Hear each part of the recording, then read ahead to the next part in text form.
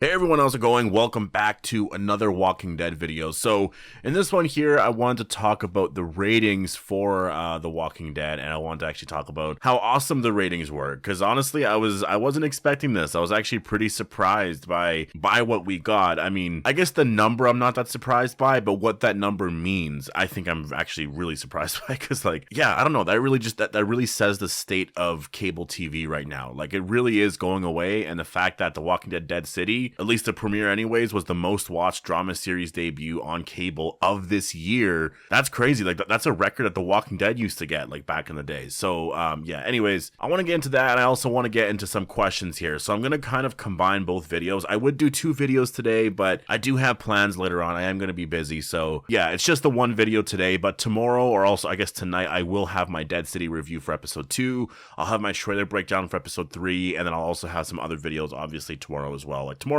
which I guess I should also clarify, there's not going to be any stream tonight on Twitch, just because, again, I do have plans, but that's only going to happen for this week. Like, I'm not going to be doing that going forward. So yeah, the streams will resume after that. So anyways, before we go any further, obviously make sure to be a subscriber if you want to get all of my Walking Dead content like this. And yeah, let's just get into this here. So this article comes from thehollywoodreporter.com, and I was waiting for this to drop yesterday because I guess just years and years of always looking up the ratings all the time, and this went back to season 4 or 5, I would always do that.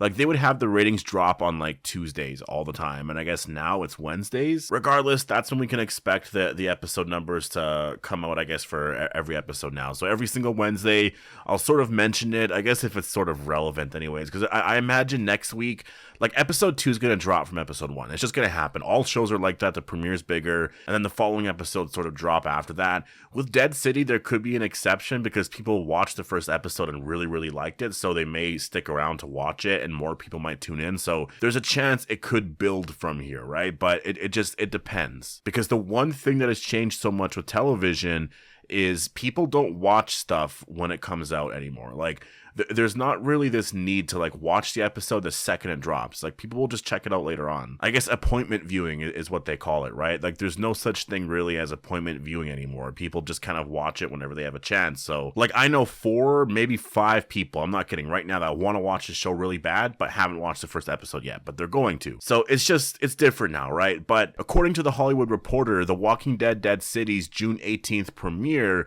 became the most watched drama series debut of 2023 on cable, based on same-day Nielsen ratings. AMC also says the show had a successful launch on its AMC Plus streaming service. They actually go into that a little bit more. So the actual number quoted by them is 1.12 million viewers. And obviously, for a lot of people, they're going to see that and be like, well, that's so low compared to what The Walking Dead used to have. And you're right about that, definitely. But you got to remember as well, like, people don't watch stuff on cable anymore. They just don't. I don't watch The Walking Dead on cable. I think almost everyone here, if I was to make a prediction anyways, I think probably watched this episode on AMC Plus, and that 1.12 million is not including that. That 1.12 million is literally just US viewers. At least I'm pretty sure that's usually what it is. So we actually did get a quote here from the president of AMC, or president of entertainment and AMC Studios for AMC Networks, and Dan McDermott said, "We are thrilled so many viewers joined Maggie and Negan in the streets of Manhattan for the first episode of The Walking Dead Dead City. The thrill ride keeps rolling from here, and we can't wait for the fans to see all the twists and turns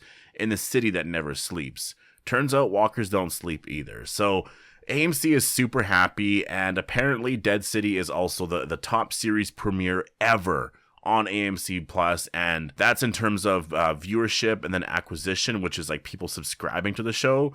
So that also just beat Anne Rice's Mayfair Witches, which I know that show I think recently came out and also was a big success and beat previous shows that obviously launched on there, but Dead City was even better than all of that. So to me, that's really, really amazing. And the thing is, this show isn't available to the entire world. Like, it's literally available to, I'm pretty sure, just North America. It could be just the US and Canada. I'm not entirely sure on that. But I have so many people from the UK messaging me, or just like, you know, replying on Twitter or on the Discord and stuff saying, I can't watch this. I'm from the UK, or I'm from here and I can't watch this. And I don't really know what to say about that, to be honest. I don't know like why they don't have AMC Plus there. All I'll say is if they could have AMC Plus there, they would. would. So there's something that is preventing them from being able to have AMC Plus there. It could be a rights thing, or it could be some sort of contract that they had before. Regardless, I mean, I know they're working on it. Like, there was a comment about that last year, I believe, about AMC Plus being available in the UK, and they're working on it because AMC Plus wasn't available in Canada before, but now it is. So it took some time, but now it's available in Canada. I imagine the same thing's going to happen for the UK as well. It's probably not available now, but maybe in the fall or maybe early next year. There still has to be a way to watch it though. Like, I'm so shocked by that. Like, is this show only available to people in North America? Like, I'm so shocked by that if that is the case. So to me, this is really insane. To me, this news is honestly really insane. The fact that Dead City has all of these successes is something that really points to the fact that, yeah, they're going to continue with the Walking Dead universe. They're going to continue this for a long time. And again, the budget really, I think, helped with this show. I think quality of the show and the trailer and stuff like that really did help, and all their promotions I do think helped. And this is like their number one show now. And remember what I said before too, like, out of the 3 shows, this show sort of has the most going against it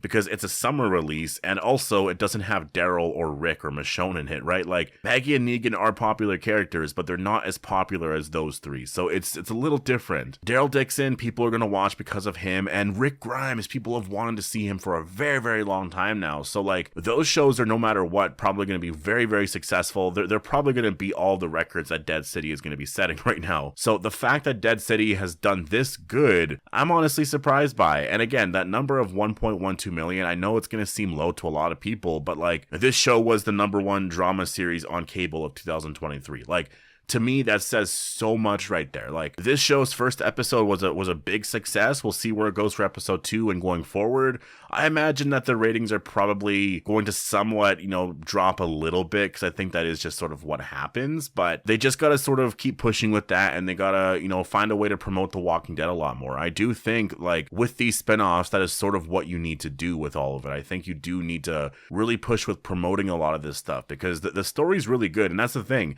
If the story's good, if the show looks incredible, and you have different locations and all of that, people are going to watch. The reason why people got so bored of The Walking Dead, it wasn't necessarily the characters, it wasn't necessarily what the story was entirely, it was more of the locations. It was more of seeing the same exact thing, which obviously affects the story somewhat. And so there is, a part of the story does get affected. It's not entirely affected by it, but it does affect it in some way. And then based off of not really promoting it that much, like, it makes sense why The Walking Dead has sort of just like died out over the years. It's one of those things that just happens with long-running franchises, but I do think that this is sort of, what it needs. I do think it needs this refreshing feel, and Dead City definitely gives us that. I really look forward to Daryl Dixon and then the Rick and Michonne show, because I think those shows are going to be doing a lot better than this.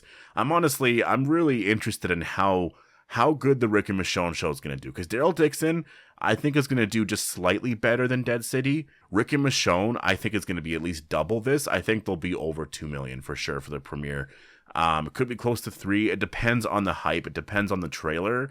Depends on a lot of stuff in the promotion. Then, like we'll feel it then, right? If they're promoting it with this really awesome 2-minute trailer, we see that some of the story, we see Major General Beale, and they're hyping up the CRM and all this stuff, and people are starting to, like, because remember, people love Rick Grimes. People watch this show originally for Rick Grimes, so when they see him and they're like, oh, he's back, Rick's returning, they're probably going to check it out again, right? So that's one show I'm really, really interested in terms of the ratings. I think that show could be a big, big success. But yeah, I guess to get into some questions here, I'm going to go through this pretty fast here, because obviously this video is getting pretty long. But first of all, thank you guys so much for posting all of your questions. If you do want to, like, take part in these Q&As, just go follow the Discord. The link is in the description. I usually ask for questions like every week, and then I'll post my Q&As like every single Wednesday. So this one here is focused obviously on episode 2 of Dead City and then the new Daryl Dixon teaser. There might be some questions here regarding some of the other shows, but that's primarily what I'm focusing on here with this Q&A. So first question, do you think Daryl Dixon has a bigger budget than Dead City? And if the Grimes show has an even bigger budget, or I guess lower budget? I guess that's really hard to say. In terms of the Daryl Dixon show, I could see it having a lower budget potentially. It just depends. Like, I don't know the whole, like, ins and outs of filming in certain locations. Like, they are filming in, like, Paris, France and stuff like that. So is that more expensive than filming in New York City? I don't know. Like, you can make an argument for both. I don't really have that information, so I don't know. But in terms of the Rick Grimes show, I could see that show having the biggest budget for sure, because that was supposed to be movie quality. Dead City looks movie quality, but like the Rick and Michonne show for sure was supposed to be like absolute like movie quality, right? So, or at least when it was supposed to be the Rick Grimes movie trilogy. So I don't know. I would say it's probably going to have a slightly bigger budget for sure for that show, but overall, I mean, if they all have 12 million an episode, that's amazing. Q&A, how do you think Carol even gets to Daryl in the first place? I'm going to guess it's going to be by boat or something like that, right? Like, I don't see it really being any other, I mean, I mentioned by plane too, that could happen, but probably by boat, I'm assuming. Q&A, do you think the Daryl spinoff will start off with Daryl arriving in France, or the events leading up to him going to France? I think it's going to start off with him being in France. I think we'll see some stuff maybe where maybe he'll get knocked out, or he just sort of wakes up somewhere, or little things like that. But it's going to be just him in France, because that's what the show's about, right? And I remember, I don't know who it was, but they did reference the fact that the show was going to really be largely set on Daryl trying to figure out, like, how did he get here, you know? Or not largely set on that, but that was going to be a story element, was like, how did I get here kind of thing. Q&A, what kind of major discovery do you think Daryl will uncover throughout the series? Based on Dr. Jenner's comment in season 1 about France holding out the longest, and the post-credit scene from World Beyond season 2, what makes France so special? So that's the stuff right there that I'm so excited about with this show, that I think a lot of people are overlooking. I think people just think, well, Daryl's just going to be in France. You got to remember, the World Beyond post-credit scene teased that there's a Dr. Jenner connection here, with the scientists in France, and they talked about different variants of walkers. So it's kind of crazy. Like Dr. Jenner back in season 1 knew that this was a thing, that there was different variants out there. So to me, that's honestly incredible. There's definitely a connection with the CRM for sure, and there's some ties and connections with Ohio. So I think that, I don't know what the major discovery is going to be. I don't know what the big reveal is going to be, but I do think it's going to be CRM related, because I know Daryl Dixon is going to be like meeting new characters, and then he's going to sort of form a new group, with those characters. But it's going to be because the person that's in charge there is supposed to be this crazy leader that is like, yeah, just sort of ruling everything over there. And I think there is a CRM connection just based off of that World Beyond teaser. Like, it makes so much sense. Q&A, do you think it's possible that there will be a major character death at the end of Dead City, like Maggie? I can't see them killing off Negan, but Maggie's arc feels like it's almost completed and tiring. Well, if I had to pick out of the two, I would say Negan is probably going to die. I don't see Maggie dying. I really don't see her dying at all. If anything, I see Negan dying in a way where maybe he saves Herschel's life in a more definitive way this time, though, and he loses his life because of it. And this way, Maggie can sort of forgive what happened, and I could see something like that for sure. I mean, obviously not anytime soon. Lauren Cohen was talking about there being like 5 more seasons or something like that, or hoping that there was going to be 5 more seasons. So yeah, we'll see where this goes at the end. But if I had to pick a character death out of those two, I'd probably lean more towards Negan. Q&A, do you think it could be revealed later on in the season that Negan's wife died during childbirth, and he takes care of that girl to make it feel like he has a child and cope with the loss? Oh, that's such a good theory. They did mention a few things, and I don't understand everything entirely with that, just hospital stuff with that, but like, I know they mentioned something in the finale in terms of like when she was getting those checkups and stuff like that. Maybe, that is very, very possible. If that did happen, that would be extremely sad. I guess where I believe, sort of differently on that, or where I would question, that theory is Maggie did question Negan about that, right? Like she said, where's Annie and your kid? Like, she sort of referred to his child as like, where's your kid? Which maybe means that she heard that, his child was actually born. So I don't know. We're going to learn this season for sure what happened. It's just that, yeah, that first episode didn't really get into it too much. Q&A, what do you think of the theory that the reason Maggie is so secretive about her plan with Negan is because her plan is to actually give Negan to the Croat in return for Herschel? Yeah, I guess that I could totally see that happening. I mean, it's going to be something like that, where there's like some sort of twist in some way where that's what Maggie's plan was all along, because obviously that is... There is sort of a plot hole in a lot of this right now, right? If you think about it, like, there's some stuff that's a little weird about it, like, why is the Croat keeping Herschel alive? There's some stuff like that I do find a little off. I could see that reveal happening at some point, maybe a little bit earlier on, maybe not necessarily in episode 5 or 6, but maybe in like 3 or 4. because obviously Negan is going to survive, but I do think like Maggie, it's possible Maggie just reveals that to Negan, right? I don't know, but a reveal like that I think is just that, I think that makes a lot of sense. Q&A, who do you think will die in Fear the Walking Dead season 8B? I guess if I had to give a prediction, I see people here are guessing Sherry. Sherry I could see. I would prefer her to die over her and Dwight getting back together. I'm not saying anything bad about Dwight and Sherry being together. It's just I really don't want Dwight and Sherry to get back together, because to me that just really seems like a forced plot. Like you literally split them up in the season 8 mid-season finale just to cause drama, to cause all this stuff, to give them some sort of story for them just to get back together. Because you just, I don't know. Like I don't want that to be the story. I really don't. So if I had to pick Sherry, I guess, out of all the characters, yeah. I could see Daniel dying. I think Madison's going to live for sure. I think Strand is probably going to live. Q&A, do you think there will be variants in Dead City episode 2? If so, what kind of variants do you think we'll see? Climbing, running, picking up weapons? I don't know about episode 2 necessarily. There's definitely going to be some sort of variance in this season. Like obviously we saw that in the trailer. In terms of running and stuff, I don't know about that, but climbing, picking up weapons, I could see that for sure, because we've already sort of seen that in the finale, right? Or the final season of The Walking Dead. So I could see that, like some of those walkers sort of crossing over into this region. Climbing would be, obviously that would cause a lot of just frustration for the people in New York City because they're living on rooftops. But I think that I don't see any variants being in episode 2, if I'm being honest. Q&A, do you think Maggie and Negan or perhaps Daryl will find Rick's message in the bottle? I could see Maggie and Negan finding it, since Rick was outside of Philadelphia when he threw it in the ocean, and New York City is closer. Well, it depends on where Daryl was too when he was taken. Like, I see it being entirely possible that Daryl finds that message, literally finds that green bottle, and then the CRM are like, oh, he knows or something, and then basically captures him and sends him off to France. I could see that happening, and then Daryl is in France with this bottle, and he's like, or at least maybe he knows of the bottle kind of thing, and he's just like, well, I know he's alive. I saw that message from Rick. Like, I'm not crazy. I know that he's actually out there now, and then it's just all about trying to get back kind of thing. That makes sense to me. Obviously, Maggie and Negan are a lot closer. I don't know. To me, that really feels like that was set up for the Rick and Michonne show. I feel like Michonne's probably going to find that bottle. Q&A, do you think it's possible that the Croat was the leader of the Saviors before Negan, and he took over the Croat's position? Because in season 8, when Negan is in the trailer with Gabriel surrounded by walkers, I'm pretty sure he mentions taking over or something like that. You know what? I do remember there being some sort of mention about that. I'd have to go back just to make sure I'm right about that. You know, the Croat being the leader of the Saviors before Negan makes a lot of sense. That could be why he wants revenge.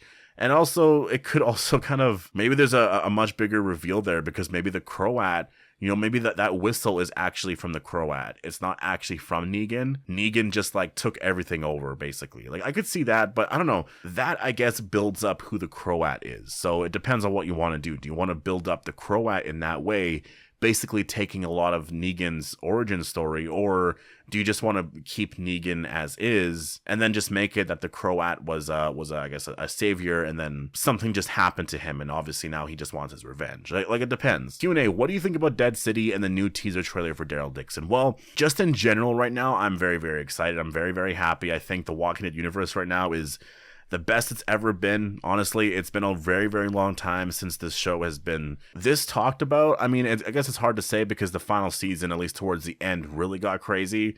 But there's just like this renewed excitement and sort of refreshing feel to the franchise right now that I really am enjoying quite a bit. Like last year, I'm not trying to take anything away from my excitement and how excited I was last year, because I was so excited for those last 8 episodes. I really was. If I were to rewatch them now, I would still enjoy them. I would see the quality difference though. That's the thing that sort of, I guess, Dead City has changed a little bit for me. I would notice the quality difference between those episodes and Dead City, but we were all just waiting for some Rick news, and we all thought that that's where the show was building up to, because we were all, and I mentioned it all of last year actually, I mentioned like we're waiting to see how they're going to build up to, you know, the next phase of the franchise, to how they're going to be setting up all of these spinoffs.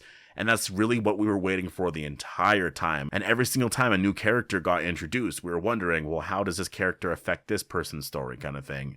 And it's just always it's always been a thing. All of us were excited pretty much the entire time for these spin-offs. We weren't necessarily excited to see how The Walking Dead was going to end because it wasn't actually really ending. We just wanted to get more info on the spin-offs, and we got a lot, and we're so happy with that. But now we're at the point where we can just enjoy the story, you know, and that's just sort of what I'm really liking right now. Is Dead City has made me so excited for The Walking Dead again that I want to get a bunch of Dead City merch. Honestly, I would love to have like posters and all that stuff from Dead City. I think that would be absolutely amazing. And I don't even think they sell them right now, which kind of, yeah, I'm disappointed in that. So hopefully they do soon. But anyways, this video right now is getting really, really long, so I'm going to end it here.